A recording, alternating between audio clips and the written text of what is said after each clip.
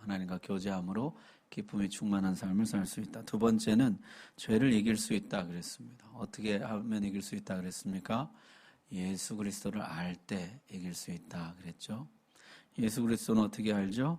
첫 번째, 계명을 지키면 예수 그리스도를 알게 된다 그랬습니다.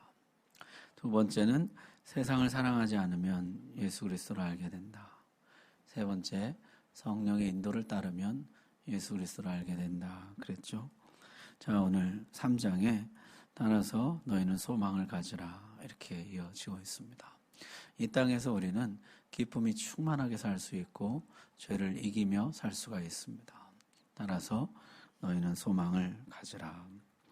오늘 2절 말씀 보시면은 사랑하는 자들아 우리가 지금은 하나님의 자녀라. 장래 어떻게 될지는 아직 나타나지 아니하였으나 그가 나타나시면 우리가 그와 같을 줄을 아는 것은 그의 참모습 그대로 볼 것이기 때문이니. 이 말씀에 보면은 지금과 장래가 나와요. 지금은 어떻습니까? 하나님의 자녀라. 장래는 우리가 그와 같이 될 것이라. 그는 누구냐면 예수 그리스도입니다. 우리가 장래에는 주님과 같이 될 것이다. 자, 여러분 국립공원 같은 데 가보면요. 이렇게 들어가는 입구에 뭐가 있습니까? 안내도라는 것이 있죠. 보면은 우리가 가려는 목적지, 우리가 가려는 게 뭐 정상이면 정상 이렇게 목적지가 있죠. 그 다음에 보는 건 뭐예요? 현 위치죠. 현 위치. 내가 지금 어디에 있나. 그래서 여기서부터 여기까지 어떻게 가나. 그걸 안내해 주는 게 안내도이잖아요. 요한이 지금 안내도를 보여주고 있는 것이죠. 요한은 전망대에 올라와 있습니다. 인생의 전망대에, 신앙의 전망대에 올라서서 산 전체를 보고 등산로 전체를 보고 있는 것이죠. 지금 너의 현재 위치가 여기고 너의 목적지가 지금 여기다. 너희가 이 길로 가면은 목적지에 도달할 수 있을 것이다. 안내도는 초행길 가는 사람 길을 잃지 않도록 도와줍니다. 모르는 길 갈 때는 이 두려움과 의심이 있죠. 이 길이 맞나? 혹시 길을 잃어버리면 어떡하나? 안내도가 안심을 주고 확신을 주는 것이죠. 지금 요한이 그걸 해주고 싶은 것이에요. 두려워하지 말라고. 지금 너희가 가고 있는 길이 맞게 가는 길이라. 계속해서 앞으로 나아가라. 그렇다면 현 위치는 뭡니까? 지금은 하나님의 자녀라는 것이에요. 그리고 목적지는 예수 그리스도와 같아지는 것이에요. 자, 지금은 하나님의 자녀라. 앞으로 자녀가 될 것이 아니고 지금 자녀라는 것이죠. 황자가 집으로 돌아올 때 머릿속에 이런 생각합니다. 아버지, 내가 하늘과 아버지께 죄를 지었사오니 지금부터는 아버지의 아들이라 일컬음을 감당하지 못하겠나이다. 나를 품꾼의 하나로 보소서. 형도 그런 생각합니다. 아버지의 살림을 창기들과 함께 삼켜버린 이 아들이 돌아오매. 이게 이제 형의 말이죠. 자녀들은요, 행위를 주로 생각해요. 행위에 초점을 맞춰요. 내가 이런 죄를 졌으니 아버지 아들 자격이 없습니다. 저놈이 한 일을 보십시오. 아들 자격 없습니다. 아버지는 어떻게 하십니까? 새 옷을 주고 새 신을 신기고 새 가락지를 주고 여전히 존귀한 아들이라. 동네 잔치를 열어서 모든 사람들 앞에 공개 선언하죠. 내 아들이라. 우리는 이미 어둠의 나라에서 빛의 나라로 옮겨졌습니다. 그런데요, 옮겨졌는데 신분은 바뀌었는데 자주 어둠의 방식으로 회귀합니다. 어둠의 일들을 자꾸 행해요. 그럴 때 우리 안에 이런 자괴감이 드는 것이죠. 나 하나님의 자녀가 아닌가? 오늘 요한이 이렇게 말씀합니다. 지금 너 하나님 자녀라고. 너 가는 길이 지극히 정상적인 길이라. 모든 성도가 걸어가는 길이라. 그렇게 넘어지면서 괴로워하면서 회개하면서 그렇게 다시 일어나서 앞으로 나아가는 길. 그게 신앙의 길이라는 것이에요. 목적지는 어디입니까? 장래에는 우리가 그와 같을 줄을 안다. 예수 그리스도죠. 변화산에서 우리 주님 영광스럽게 변화되셨습니다. 되셨잖아요. 성경에 보니까 예수께서 베드로와 야고보와 그 형제 요한을 데리시고 따로 높은 산에 올라가셨더니 그들 앞에서 변형되사 그 얼굴에 해같이 빛나며 옷이 빛과 같이 휘어졌더라. 예수님이 영광스럽게 변화되셨는데 그 자리에 누가 있었습니까? 아까 누구 갔다고요? 베드로와 야고보와 또 누구예요? 한 사람? 요한. 지금 이 편지를 쓰고 있는 요한이 그 자리에 있었거든요. 그 예수님의 변화된 모습을 직접 봤거든요, 요한이. 그리고 우리에게 격려하고 있는 것입니다. 우리 마지막 날 그렇게 될 거라고. 우리도 예수님처럼 그렇게 영광스럽게 변화될 것이라. 지금 모습은 어때요? 초라하죠. 이게 빛의 왕국 사람인지 어둠의 왕국 사람인지 어둠의 방식이 너무 익숙하고 자주 돌아가고 성경의 표현 그대로 하자면 뭐예요? 개가 그 토한 것을 도로 먹는 것처럼 돼지가 그 더러운 데 다시 뒹구는 것처럼 꼭 우리의 삶이 그런 것이죠. 요한의 격려가 그것이죠. 힘들지. 등산이 원래 그런 거야. 봉우리 이제 바로 눈앞에 있는 것 같지만은 거기까지 가는 게 이렇게 쉬운 일이 아니라고. 직선으로 이렇게 올라가는 게 아니에요. 이게 굽이굽이 산길 따라 돌아가고 낮은 봉우리 올라가면 어떻게 하는데 또 내려갔다가 또 올라가 그 다음 봉우리 올라갔다가 또 내려갔다가 원래 그렇게 올라가는 것이라. 신앙생활도 그런 것이죠. 오늘 예수 믿고 내일 영화롭게 되는 것이 아닙니다. 넘어졌다 일어섰다를 반복하면서 가는 것입니다. 의인은 안 넘어지는 사람이 아니라 어떤 사람이에요? 7번 넘어져도 다시 일어나는 사람이에요. 그렇게 넘어졌다 일어섰다를 반복하면서 이 길로 계속해서 가다 보면 어떻게 해요? 목적지에 도달하게 된다는 것이죠. 여러분 2절 말씀 다시 한번 보세요.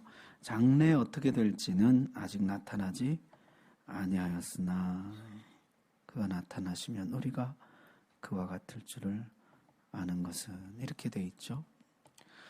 이 영광이요 아직 우리 눈에는 나타나지 않았어요. 요한은 봤지만 우리는 못 봤죠. 그냥 들은 것뿐이죠.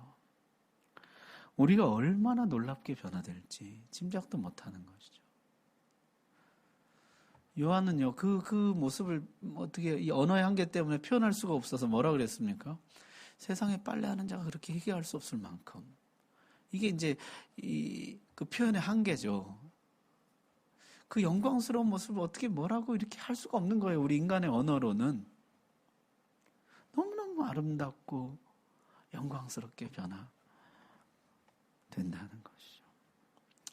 우리는 마지막 날에 그렇게 변화된다는 것이에요.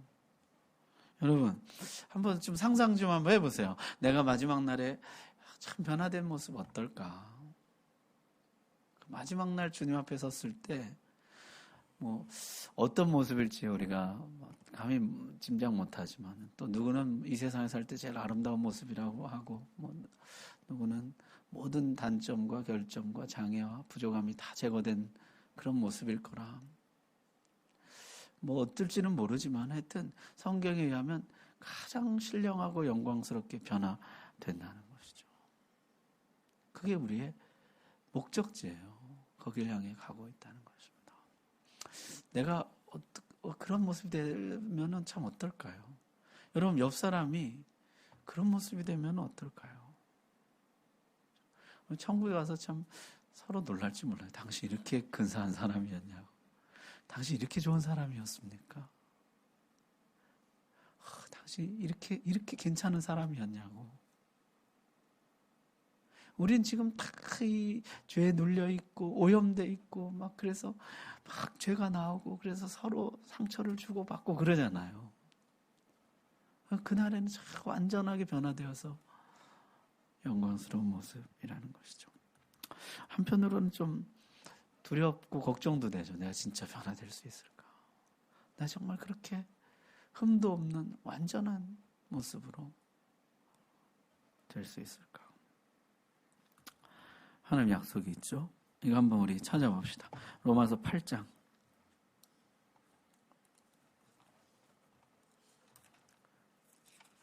로마서 8장 29절 말씀입니다. 우리 암송 내년에는 이제 구약의 시편으로 갔다가 후년쯤에는 로마서 8장을 암송하면 좋겠다. 그렇게 생각하고 있어요. 8장 29절 250쪽입니다.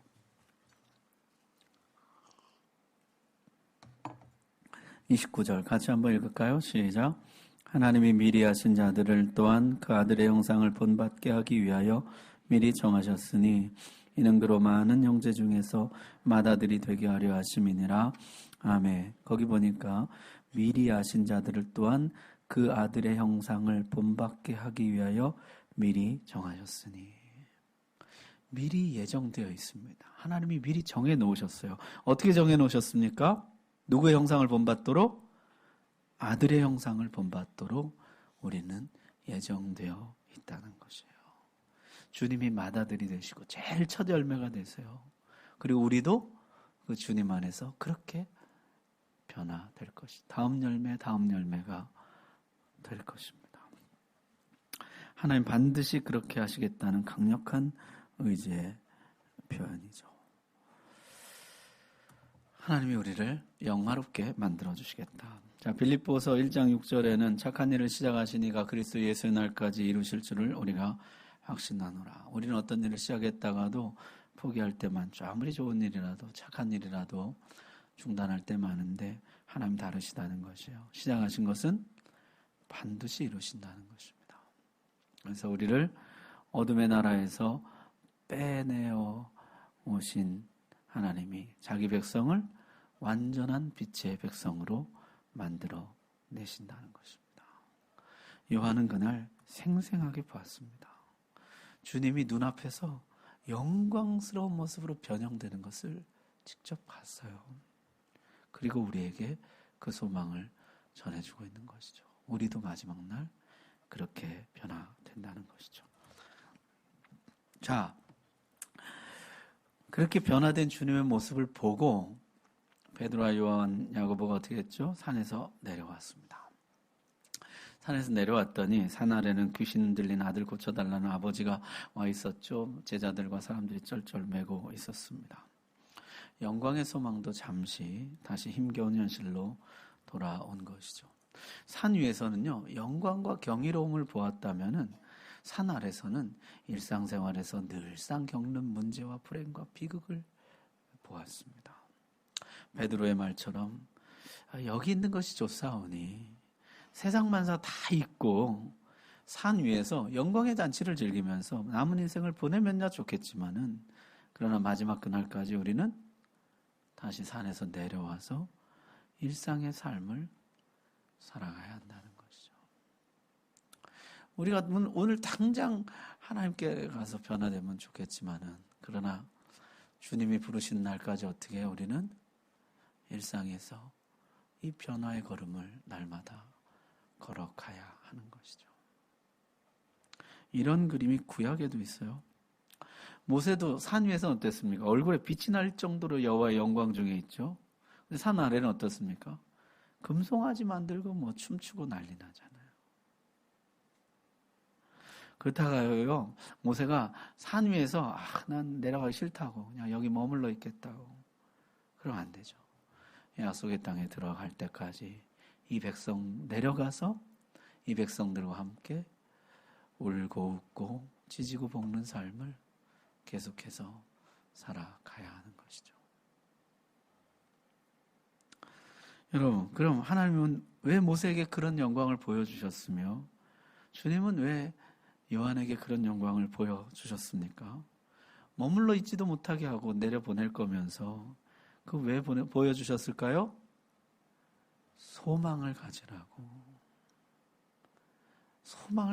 그 모습을 보여주셨다는 것이죠.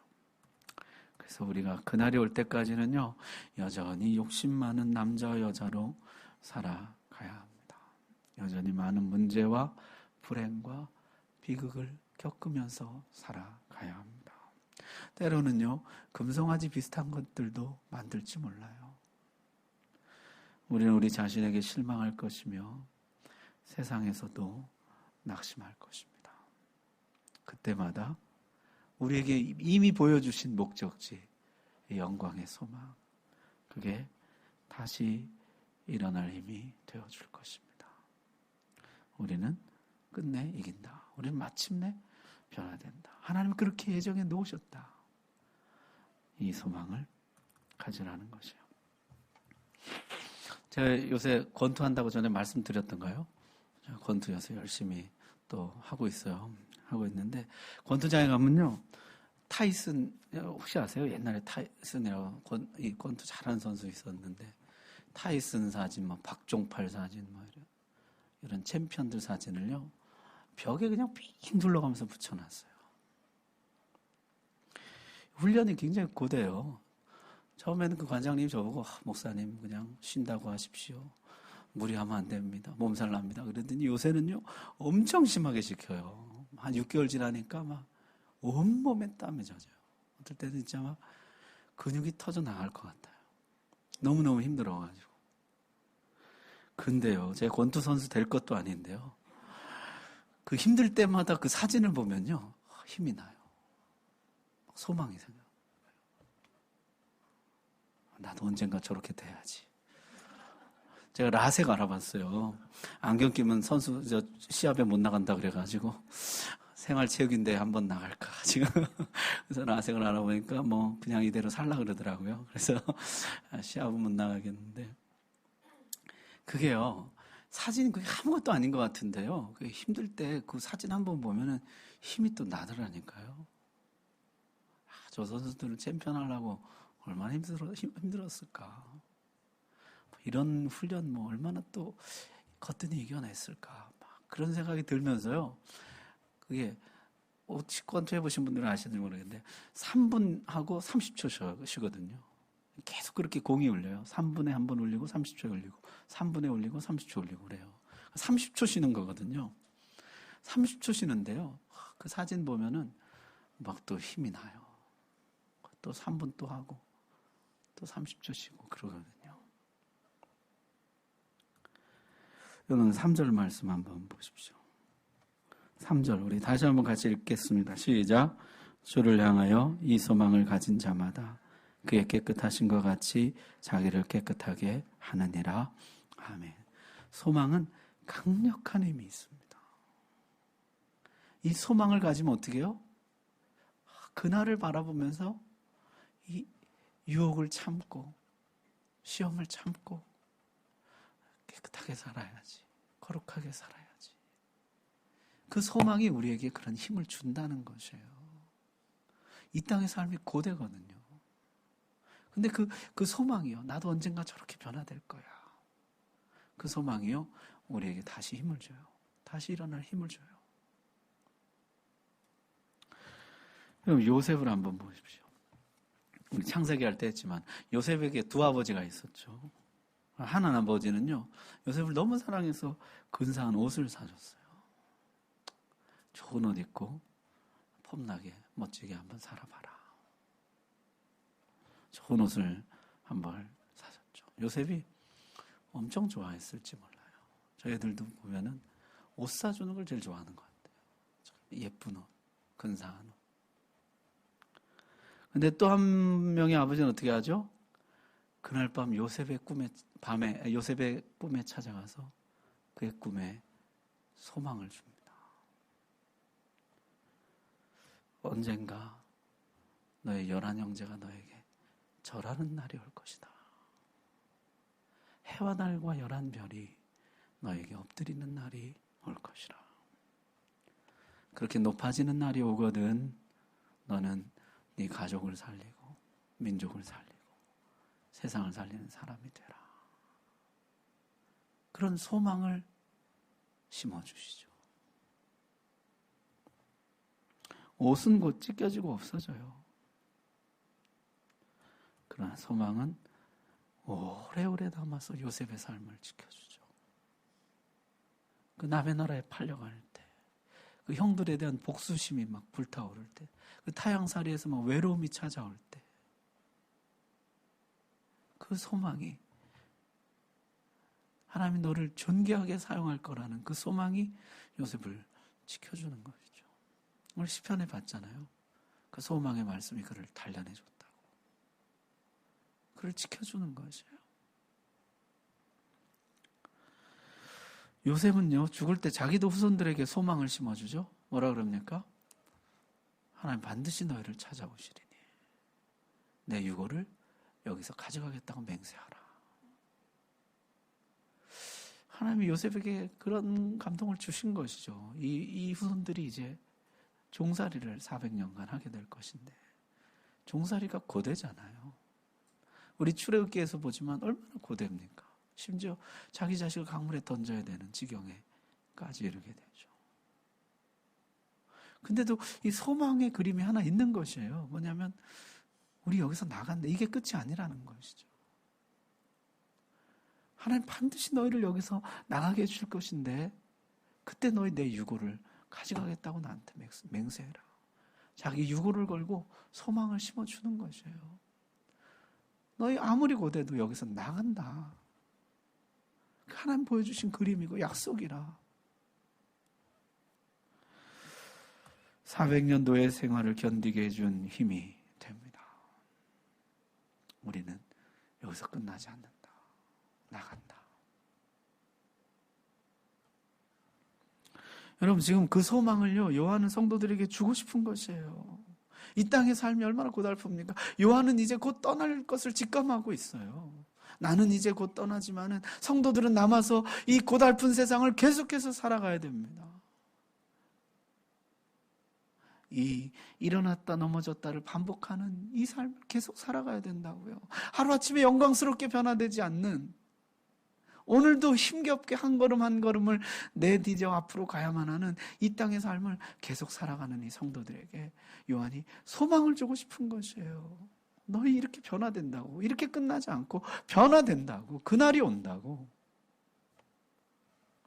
하나님 지으셨던 그 모습 그대로 흠도 없고 티도 없고 인격의 결함이나 죄의 오염 영향도 없는 완전히 아름다운 나와 너, 우리, 그리고 주님, 그날은 얼마나 영광스러울 것인가. 그날을 바라보라. 이 소망을 가진 자마다 그의 깨끗하신 것 같이 자기를 깨끗하게 하느니라. 여러분, 성경이 우리에게 소망을 주는 방식을 한번 보십시오. 여러분, 성경이요, 유치하게 우리한테 야, 그까짓 고난 뭐 아무것도 아니야, 그냥 이겨내, 그렇게 하진 않아요. 뭐 그런 시험도 못 이겨내니 그렇게 하진 않아요. 성경이 우리에게 소망을 주는 방식이 뭡니까? 전체를 보여주는 것이에요. 일희일비하지 말고 전체를 보라. 넘어졌다고 낙심하지 말고, 일어났다고 자만하지 말고 전체를 보라고. 지금 우리는 이 점진적인 변화의 과정 중에 있다는 것이에요. 구원받고 빛의 왕국으로 옮겨진 그 순간부터 시작해서 매일매일 조금씩 올라갔다 내려갔다 일어섰다 넘어졌다를 반복하면서 영광스러운 변화를 향해 나아가고 있다는 것이에요. 그 전체 그림을 보여주면서 낙심하지 말고 소망을 가지라. 여러분, 이건 참 성경이 좋아하는 방식인 것 같아요. 10편 73편도 보면은 그런 식으로 나오죠. 나 참으로 실족할 뻔했고 미끄러질 뻔했는데 믿음 다 잃어버릴 뻔했다. 왜냐면요, 악인이 너무 잘 돼요. 너무 형통한 것이에요. 하나님의 심판이 있나? 하나님 진짜 살아계신가? 그런 생각이 들 정도로 악인이 잘 된다는 거죠. 하나님 살아계시면은 이게 좀 의인이 잘 돼야 되잖아요. 하나님 잘 섬기는 사람들이 잘 돼야 되잖아요.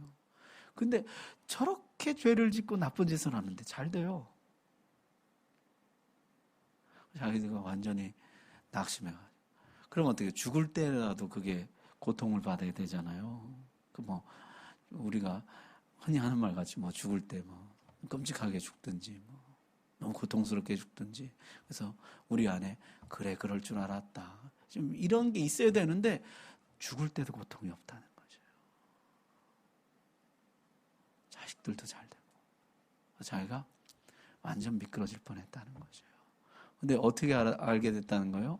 성소에 들어갈 때 비로소 알게 됐다는 거죠. 성소에 들어갈 때 하나님 어떻게 하셨어요? 전체를 보여주셨다는 거죠. 너 이 땅의 삶은 전체 중에 요만큼밖에 안 된다. 이 땅의 삶 끝나면 이렇게 많은 삶이 있어. 하나님이 전체를 보여주셨다는 거죠. 자기가 그때 깨달았다는 거죠. 이 땅의 삶이 잠깐이고 그 뒤에 영원한 삶이 있는데 요 잠깐 잘 되는 거 요거 때문에 내가 눈이 가렸었군요. 이 전체를 보게 되니까 이게 아무것도 아닌데 죽는 그 순간부터 이 악인이 고통받을 것을 생각하고 거지 나사로가 영광받을 것을 생각하면은 그 영원한 삶 전체를 보면은 이게 아무것도 아닌데 내 눈이 가려졌었군요.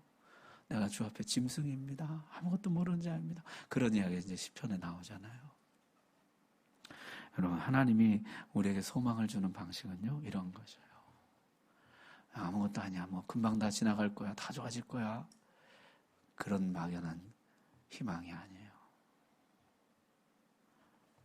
전체를 보여주는 거죠.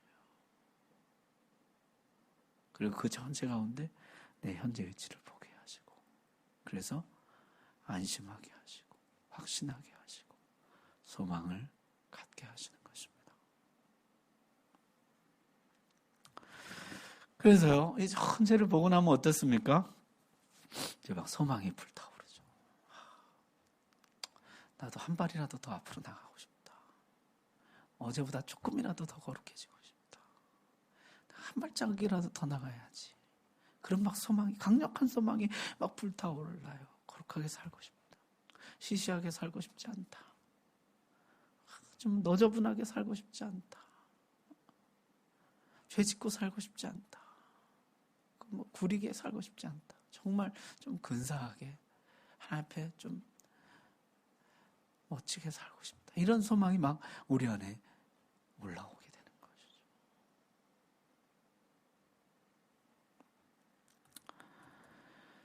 마지막 날 우리가 주 앞에 서는데요. 너무 성화가 더디어가지고 너무 옛사람을 못 벗어버리고 있으면 좀 부끄럽잖아요. 그러니까 막 우리 안에 이제 막 소망이 솟아오르는 것이죠. 여러분, 하나님이 우리에게 이런 소망 주시길 바랍니다. 예, 저도 정말 그렇게 살고 싶은데 그런 소망은 있는데 실제로는 그렇게 살지를 못해서 내가 늘 죄송하고 좌절합니다. 그래서 주님이 오셨다. 그 다음 이야기는 그렇게 전개됩니다. 주님이 오셔서 어떻게 하시냐면요, 5절에 보면은 그가 우리 죄를 없애려고 나타나신 것을 너희가 아나니. 주님이 오셔서 우리 죄를 없애신다는 것이죠. 8절로 가보세요. 죄를 짓는 자는 마귀에게 속하나니 마귀는 처음부터 범죄함이라.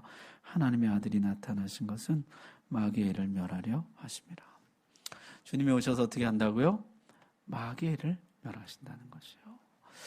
우리가 바라볼 때는요, 참 이게 내가 소망은 있는데 쉽게 변화가 되질 않는 것이에요.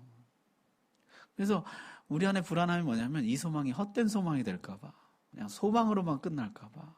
나도 정말 변화되고 싶은데 실제 변화는 안 일어나고 그냥 소망만 품다가 끝지 않을까, 이런 두려움이 있다는 것이죠. 그건 사실이라는 거예요. 만약 우리 힘만 의지하면은 그 헛된 소망이에요. 우리는 그렇게 못합니다. 성경의 위로는 뭐예요? 주님이 오셨다는 거죠. 주님이 이 전쟁에서 우리 대신 싸우시며 우리 앞서 싸우신다. 그래서 너희의 소망은 헛된 소망이 아니고 참된 소망이라는 것이에요.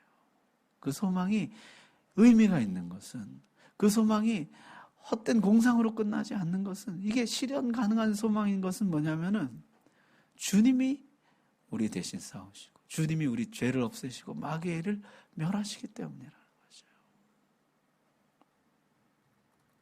마귀의 일은 뭐일까요? 자, 마귀의 일은, 마귀라는 말이요, 이 사탄이라는 말이 이 원어 성경은 디아블로스예요. 디아블로스. 디아는 뭐냐면 영어로 하면 비트윈이거든요. 사이에 이런 뜻이에요. 블로스는 영어로 왜 블로우라 그러잖아요. 던진다 이런 뜻이에요. 그러니까 이 디아블로스는 사이에 던진다 이런 뜻이에요. 둘 사이에 뭘 자꾸 던져가지고 둘 사이를 갈라놓는 것이에요. 그게 마귀가 하는 일이에요. 마귀의 본질이에요. 마귀의 일은 분리시키는 것입니다.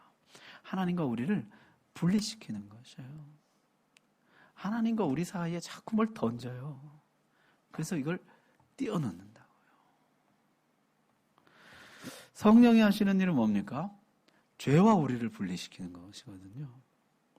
마귀의 일은 하나님과 우리를 분리시키는 것이고 성령이 하시는 일은 죄와 우리를 분리시키는 것이에요. 그래서 우리 신앙 싸움은요, 궁극적으로 누구와 분리되고 누구와 연결되느냐, 그 싸움이에요. 마귀가 어떻게 하나님과 우리 사이를 분리시키냐면요, 마귀는 간교한 자, 거짓말하는 자, 거짓의 아비이죠. 거짓말을 자꾸 던져요, 하나님과 우리 사이에. 근데 하나님은 거짓말에 속지 않으시죠.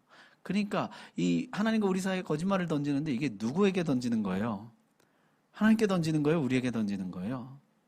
우리에게 던지는 거거든요. 하나님이 거짓말에 속으시겠어요? 우리가 속지. 그러니까 하나님과 우리 사이에 자꾸 거짓말을 던져가지고 우리로 하여금 스스로 하나님을 등지고 떠나도록 만드는 것이에요. 우리는 너무 잘 속죠. 자, 한 가지만 좀 들어볼까요? 하나님이 세상 좋았더라, 심히 좋았더라. 너무 아름답게 만드셨죠. 그리고 사람 하나님 형상으로 만드시고 이 세상을 다스리며 생육하고 번성하여 땅에 충만하고 땅을 정복하고 모든 만물 다스리라 복을 주셨습니다. 너무나 행복한 날들이었죠. 그런데 마귀가 찾아왔죠. 야, 너희들 진짜로 하나님이 너희를 사랑한다고 믿을 정도로 어리석으냐? 하나님이 너희를 노예로 삼고 있다는 것을 모르겠니? 그 증거 중에 하나가 바로 그가 너희가 못하도록 하는 일을 준다는 것이야. 못하게 하는 일이 있다는 것이야. 그게 뭐냐면 먹지 말라는 게 있다는 것이죠. 자꾸 뭘 던지는 것이에요. 하나님이 금지하신 이유는 뭡니까? 우리의 행복을 위해서죠. 하나님이 인간을 만드셨기 때문에 인간이 어떻게 행복한지 잘 아시죠? 그래서 행복하게 사는 길을 우리에게 알려주셨어요. 그게 뭡니까? 하나님 말씀에 순종하는 것이에요. 선악과 먹지 말라는 말씀, 십계명에 하라는 말씀과 하지 말라는 말씀. 그 순종할 때 우리 행복하거든요. 제가 몇 번 말씀드리지만 여러분 십계명 가만 보세요. 살인하지 말라, 간음하지 말라, 도둑질하지 말라. 이 세 가지의 계명만 지켜져도 거긴 천국이 돼요. 그럼 살인이 없는 세상 한번 생각해 보세요. 간음이 없는 세상. 그래서 가정들이 깨지지 않아요. 거짓말이 없는 세상. 도둑질이 없는 세상. 거의 낙원이잖아요. 계명 몇 가지만 지켜도 낙원이 된다고요. 하나님의 법이 모두 지켜지는 세상을 여러분 한번 상상해 보십시오. 천국이죠. 거기가 에덴이죠. 마귀는 속이는 것이죠. 하나님이 너에게 법을 준 이유는 너를 올가매기 위함이야. 하나님이 네 행복을 제한하고 있는 거 모르겠니? 그걸 고지고대로 믿니? 그러면서 하나님의 법을 어기면 더 행복할 것이라고 속입니다. 너 그거 따먹으면 더 행복해져. 눈도 밝아지고 하나님처럼 돼. 하나님 말씀 어기면 더 행복해진다고 거짓말하죠. 훔친 사과, 남의 아내, 남의 재물 그거 가지면 지금보다 더 행복할 거다. 그러나 새빨간 거짓말이었죠. 더 행복해지기는커녕 수치심과 죄책감이 찾아오고 기쁨을 잃어버리고 두려움에 사로잡히고. 다윗은 밧세바 사건 이후에 인생이 곤두박질 치죠. 불의한 재물을 탐했던 아간, 발람, 가론, 유다는 모두 비참한 죽음을 맞이하게 됩니다. 다 거짓말이에요. 하나님 말씀 어기면 더 행복해진다는 게 다 거짓말이거든요. 근데 마귀가 거짓말을 던지면 우리가 그걸 잘 받아서 속아요. 이간질 당하는 것이죠.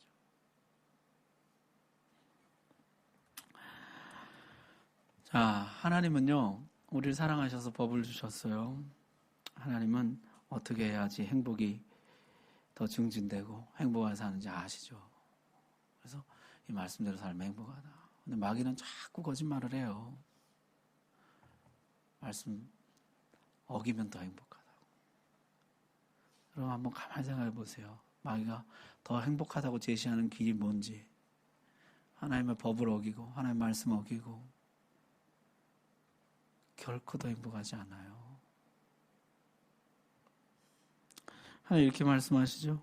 내가 오늘 내 행복을 위하여 내게 명하는 여호와의 명령과 규례를 지킬 것이 아니냐. 내 행복을 위해서. 우리 야고보서 맨날 암송합니다만 내 사랑하는 형제들아 속지 말라. 온갖 좋은 은사 온전한 선물이 다 위로부터 빛들의 아버지께로부터 내려오나니 그는 변함도 없으시고 회전하는 그림자도 없으시니라.